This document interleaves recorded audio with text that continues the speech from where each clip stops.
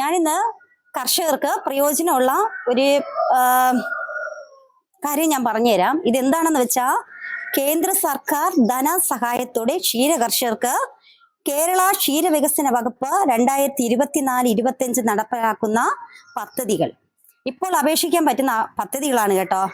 ഇതിപ്പം 20-ാം തീയതി വരെ മാത്രമേ ഉള്ളൂ. കഴിഞ്ഞ മാസം തുടങ്ങിയിട്ടുണ്ട്. കർഷകരെല്ലാവരും പോയി അപേക്ഷിക്കൂ. നമുക്ക് MSDP പദ്ധതി പ്രകാരം എല്ലാ കർഷകർക്കും ഇതിൽ നമുക്ക് എല്ലാ കർഷകർക്കും ഇതില് നമുക്ക് ആനുകൂല്യം കിട്ടുന്നതാണ് കേട്ടോ. മിൽക്ക് ഷെഡ്, പിന്നെ പശു യൂണിറ്റ്, 2 പശു ഡയറി യൂണിറ്റ്, 1 പശു ഡയറി യൂണിറ്റ്, പിന്നെ 10 പശു, 5 പശു, 20 പശു. 20 പശു വരെ ഉണ്ട്. മുമ്പേ 10 പശു വരെ മാത്രമേ ഉണ്ടായിരുന്നുള്ളൂ. ഇപ്പോൾ 20 പശു വരെ ഉണ്ട്. സബ്സിഡി ഉള്ളതാണ്. അപേക്ഷിച്ചോളൂ. ഈ മാസം 20 വരെ മാത്രമേ ഉള്ളൂ. അപ്പം എല്ലാ കർഷകർക്കും എന്ന് വെച്ചാൽ പാലൊഴിക്കുന്ന കർഷകർക്കാണ്. നമ്മളിപ്പം സ്ഥിരം മിൽമയിലൊക്കെ പാലൊഴിക്കുന്നവരുണ്ടല്ലോ, അവർക്കാണ് ഇത് ഈ ആനുകൂല്യങ്ങൾ ലഭിക്കുന്നതെന്നാണ്. അല്ലാതെ പുതിയതായിട്ട് അപേക്ഷിക്കുന്നവർക്ക് അറിയില്ല, എനിക്കതുണ്ടോന്നറിയില്ല. പിന്നെ ഒരുപാടുണ്ട് കേട്ടോ. കയർ മേഖല, പിന്നെ വാണിജ്യ ഡയറി ഫാമുകൾ, ഇങ്ങനെയൊക്കെയുള്ള ഒരുപാട് പേർക്കുണ്ട്. എല്ലാം നിങ്ങൾക്ക് വേണമെങ്കിൽ ആർക്കെങ്കിലും അത്യാവശ്യമാണെങ്കിൽ എൻ്റെ ലിങ്ക് കൊടുത്തിരിക്കാം. അങ്ങനെ കമന്റ് ഇട്ടിരുന്നാൽ മതി, നിങ്ങൾക്ക് അയച്ചു തരാം കേട്ടോ.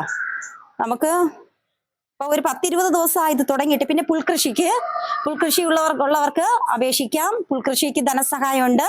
ഇതെല്ലാം ഗവൺമെന്റിന്റെയാണ്. എല്ലാവർക്കും ഒന്നുപോലെയാണ്. ഗവൺമെന്റിന്റെ സഹായം എല്ലാ മനുഷ്യർക്കും, എല്ലാ കർഷകർക്കും ഒന്നുപോലെയാണ്. അതുകൊണ്ട് കഴിവിന്റെ പരമാവധി എല്ലാവരും അപേക്ഷിച്ചോളൂ. കിട്ടും, ഉറപ്പാണ്.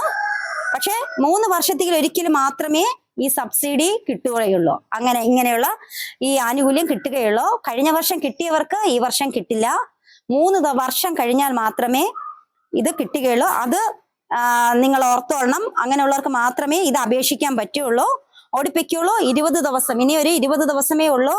അപേക്ഷിച്ചോളൂ.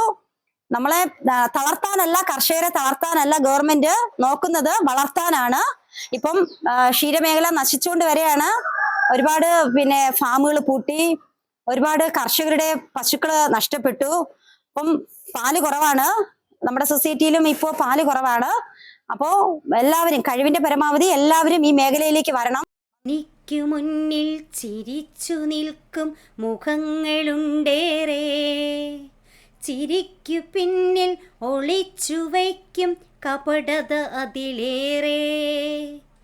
എനിക്ക് മുന്നിൽ ചിരിച്ചു നിൽക്കും മുഖങ്ങളുണ്ടേറെ, ചിരിക്കു പിന്നിൽ ഒളിച്ചു വയ്ക്കും കപടത അതിലേറെ.